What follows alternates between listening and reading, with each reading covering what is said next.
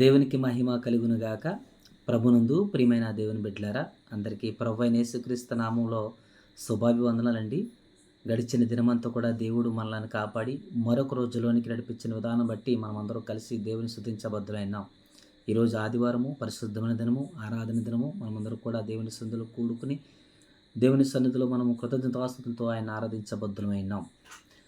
దేవుని వాక్యము ధ్యానించుకున్న ముందు చిన్న ప్రార్థన చేసుకుందాం. మహాపరిశుద్ధుడు, మహోన్నతుడైన మా దేవ, మా ప్రియ పరలోకపు తండ్రి, మీ పరిశుద్ధ నామమునకు, ఘనమైన నామమునకు లెక్కింపలేని స్థుతులు, స్తోత్రములు చెల్లించుకుంటున్నాం ప్రభువా. తండ్రి, గడిచిన వారమంతా మమ్మల్ని కాపాడి మరొక వారంలోనికి నడిపించబోతున్నారు. మీ స్తోత్రాలు చెల్లించుకుంటున్నాం. మరొక పరిశుద్ధమైన దినంలోనికి మమ్మల్ని నడిపించారు. మీకు వందనాలు.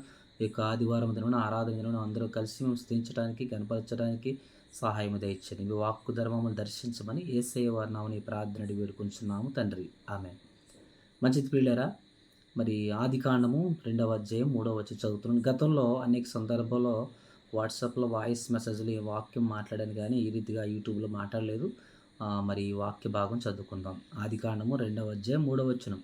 కాబట్టి దేవుడు ఆ 7వ దినమును ఆశీర్వదించి పరిశుద్ధపరిచెను. ప్రియులారా, సర్వ సృష్టికర్త అయిన దేవుడు సమస్తమును 6 దినాల్లో సృష్టించాడు. ఆకాశమును, భూమిని, సముద్రమును, అలాగే మత్స్యములను, పశువులను, చేపలను, సమస్తాన్ని కూడా 6 దినాలు దేవుడు సృష్టించాడు. అంతేకాదు మానవుని కూడా, నిన్ను నన్ను కూడా, నరుడిని కూడా దేవుడు 6వ దినాన్ని సృష్టించాడు. మొత్తం మీద 6 దినాలు కూడా సమస్తము సృష్టించాడు.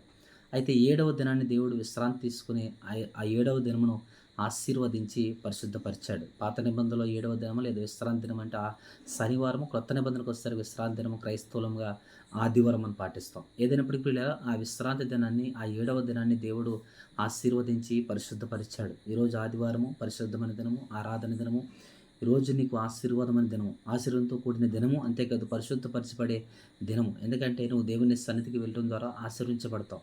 దేవుని సన్నిధిలో కూడుకుని దేవుని నామాన్ని మహిమపరచడం ద్వారా, స్తుతించడం ద్వారా ఆశీర్వాదం పొందుకుంటావు. అంతేకాదు దేవుని వాక్యము ద్వారా, దేవుని యొక్క ప్రభు వల్ల స్వీకరించడం ద్వారా నువ్వు పరిశుద్ధపరచబడతావు. పరిశుద్ధత, ఆశీర్వాదం రెండు కూడా మరి దేవుడు ఆదిలోనే తెలియజేశాడు. అంతేకాదు నిర్గమకాండలో ఒక మాట చదువుతాను, జాగ్రత్తగా వినే ప్రయత్నం చేయండి. నిర్గమకాండము 20వ అధ్యాయం 11వ వచనం. 6 దినములలో 20వ అధ్యాయం 11వ వచనం. 6 దినములలో యెహోవా ఆకాశమును, భూమియు, సముద్రమును, వాటిలోని సమస్తమును సృజించి 7వ దినమును విశ్రమించెను.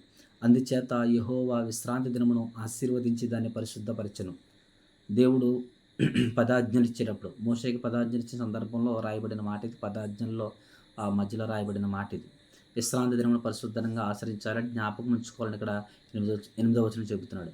అదే రీతిగా అదే వచనం మనం జాగ్రత్త గమనిస్తే 11వ వచనంలో 6 దినాలు దేవుడు ఆకాశాన్ని, భూమిని, సముద్రాన్ని సమస్తం సృష్టించాడు.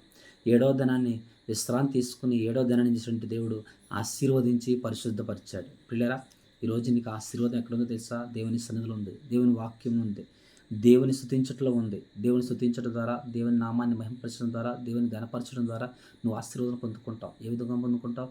దేవుడు నీ జీవితంలో చేసిన మేలుని బట్టి, అద్భుతాలను బట్టి, ఆశ్చర్య కార్యాలను బట్టి. అంతేకాదు గడిచిన దినాలన్నీ దేవుడు నిన్ను కాపాడాడు. గడిచిన వారం అంతా కూడా నిన్ను కాపాడుతూ వచ్చాడు. ఈ నెలంతా కూడా నిన్ను కాపాడుతూ వచ్చాడు. కాపాడిన దేవునికి నెల చివరి ఆదివారం దేవుని సన్నిధికి వచ్చి కృతజ్ఞతాస్తుతులు చెల్లించబద్ధమైనాం. కీర్తనకాడు అంటాడు కదా ఒక చోట, కృతజ్ఞతాస్తుతులతో ఆయన సన్నిధికి రండి అంటున్నాడు. పిల్లలు, ఈరోజు కృతజ్ఞత ఉందా? చూడండి, ఎవరైనా మనకు సహాయం చేసినప్పుడు వారికి కృతజ్ఞతగా థ్యాంక్స్ చెప్తాం. అది వస్తు రూపంలో కానివ్వండి, ధన రూపంలో కానివ్వండి, లేదా ఇంకే రూపంలోనే కానివ్వండి, బంధువులు కావచ్చు, స్నేహితులు కావచ్చు, ఇరుగు పొరుగు వారు కావచ్చు, ఎవరైనా మనకు సహాయం చేసినప్పుడు మనం థ్యాంక్స్ చెబుతాం, అంటే కృతజ్ఞత తెలియజేస్తాం. ప్రియమైన దేవుని బిడ్డలారా, ఈ లోక సంబంధమైన మనుషులు, లోక సంబంధమైన వాటిని మనకు సహాయం చేసినప్పుడు థ్యాంక్స్ చెబుతున్నామే. సర్వాధికారి అయిన దేవుడు, సర్వ సృష్టికర్త అయిన దేవుడు నీకు ఆయుష్ని ఇచ్చాడు, ఆరోగ్యాన్ని ఇచ్చాడు, అన్నవస్త్రాలను ఇచ్చాడు. సమస్తము కలగజేసిన వాడు ఆయనే, సమస్తము సమకూర్చిన వాడు ఆయనే. మరి సమస్తము సమకూర్చిన, కలగజేసిన, ప్రత్యేకంగా నీకు నాకు ఆయుస్సునిచ్చిన, సృష్టించిన సృష్టికర్తను మనం ఏ విధంగా ఆరాధించాలి?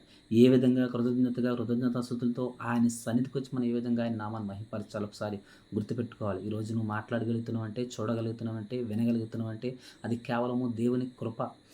అంతేకాదు ఈరోజు నడవగలుగుతున్నావు అంటే, ఈరోజు పనులు చేసుకోగలుగుతున్నావు అంటే కేవలం దేవుని కృప. కనుక ఇట్టి ఆ భాగ్యాన్ని దేవుడు నీకు నాకు అనుగ్రహించాడు. అనుగ్రహించిన దేవునికి 6 దినాలు నువ్వు పనిచేసుకుని 7వ దినం విశ్రాంతి దిన నా సన్నిధికి రండి అంటున్నాడు దేవుడు. 7వ దినం ఆశీర్వాద దినమున, పరిశుద్ధమైన దినమున మనందరం కలిసి పరిశుద్ధ దూతల సమాజంలో మనం పరిశుద్ధులైన దేవుని స్తుతించినప్పుడు, గణపరిచినప్పుడు, ఆరాధించినప్పుడు పిల్లరా దేవుని యొక్క ఆశీర్వాదాన్ని పొందుకుంటాం. అంతేకాదు పరిశుద్ధత కూడా పొందుకుంటాం. పరిశుద్ధత వస్తది, పవిత్రతలు వస్తది. వాక్యం ద్వారా దేవుడు నిన్ను దర్శిస్తాడు. వాక్యం ద్వారా నిన్ను కడుగుతాడు. బైబిల్‌లో రాయబడింది వాక్యం ద్వారా కడగబడతారని. అంతేకాదు ప్రభు బలి తీసుకుంటున్నప్పుడు ప్రభు బలి ద్వారా కూడా నువ్వు కడగబడతావు పిల్లారా.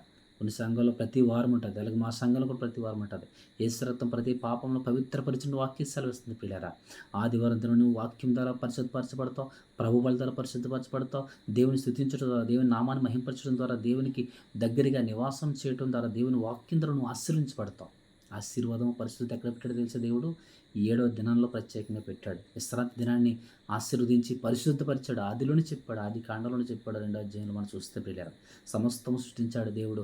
ఆదివారం లేదా విశ్రాంతి దినాన్ని దేవుడు ఆశీర్వదించి పరిశుద్ధపరిచాడు. నీకు ఆశీర్వాదం కావాలా? పరిశుద్ధత కావాలా? అయితే ఎక్కడికో తిరిగి నువ్వు ఆశీర్వాదాల కన్నా ఆదివారం రోజు నువ్వు దేవుడి సందులో నువ్వు గడపగలిగితే, దేవునికి నువ్వు సమయం ఇవ్వగలిగితే, కనీసం 2 గంటలు నువ్వు ఇవ్వగలిగితే దేవుడు నిన్ను బహుగా ఆశీర్వదిస్తాడు. ఒక రోజైనా, ఒక ఆదివారమైనా, 2 ఆదివారమైనా జీవితాంతం కూడా నువ్వు కృతజ్ఞతాస్తుతులు చెల్లిస్తూ దేవుని సన్నిధికి వెళ్ళగలిగితే, కృతజ్ఞతాపూర్వకంగా దేవుని ఆరాధించగలిగితే, కృతజ్ఞతాపూర్వకంగా వాక్యాన్ని విని వాక్యానుసారమైన జీవితాలు నువ్వు జీవించగలిగితే దేవుడు గొప్ప ఆశీర్వాదాన్ని, ఆరోగ్యాన్ని, ఆనందాన్ని, అంతేకాదు నీ జీవితంలో గొప్ప మేలులతో కూడా నింపుతాడు. అట్టి గొప్ప భాగ్యము దేవుని దగ్గర ఉంది. అది నువ్వు పొందుకోవాలని ఆశిస్తే ఆదివారం దినమున విశ్రాంతి దినమున దేవుని సన్నిధిలో పాల్గొనమని తెలియజేస్తూ ఈ మాటలు ముగిస్తున్నాను. ప్రార్థన. మహాపరిశుద్ధుడు మహోన్నతుడైన మా దేవ, మా ప్రియ పరలోకపు తండ్రి, మీ పరిశుద్ధ నామముకు, ఘనమైన నామముకు లెక్కింపలేని స్తుతులు స్తోత్రాలు చెల్లించుకుంటున్నాం ప్రభు. విశ్రాంతి దినాన్ని ఆశీర్వదించి పరిశుద్ధపరిచారు తండ్రి. 6 దినాలు ప్రభు సమస్తాన్ని సృష్టించి 7వ దినం విశ్రాంతి దినాన్ని మీరు ఆశీర్వదించి పరిశుద్ధపరిచారు. అట్లా ఆశీర్వాదం పరిశుద్ధత ప్రతి ఒక్కరికి అనుగ్రహించారు.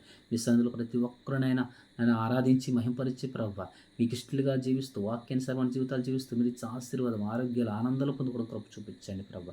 ఎందరైతే ఆదివారం దిన నిర్లక్ష్యంగా ఉంటున్నారో, ఎందరైతే ఆదివారం సెలవు నాకు ఎంజాయ్ చేస్తున్నారో, సమయాన్ని వృధా చేస్తున్నారో వారిని కూడా దర్శించండి. 2 గంటలు మీ సన్నిధిలో పరిపూర్ణంగా కూడా సహాయం దయచేయమని, కృప చూపించమని, ఎవరైతే మమ్మల్ని ప్రార్థనాస్తుడు గారు ప్రార్థనాస్తులు జవాబులు దయచేయమని, సమస్త మహిమ ఘనత ప్రభావం చెల్లించుకుంటూ యేసయ్య వారి నామని ప్రార్థనలు వేడుకుంటున్నాము తండ్రి. ఆమేన్. అందరికి వందనాలండి. God bless you.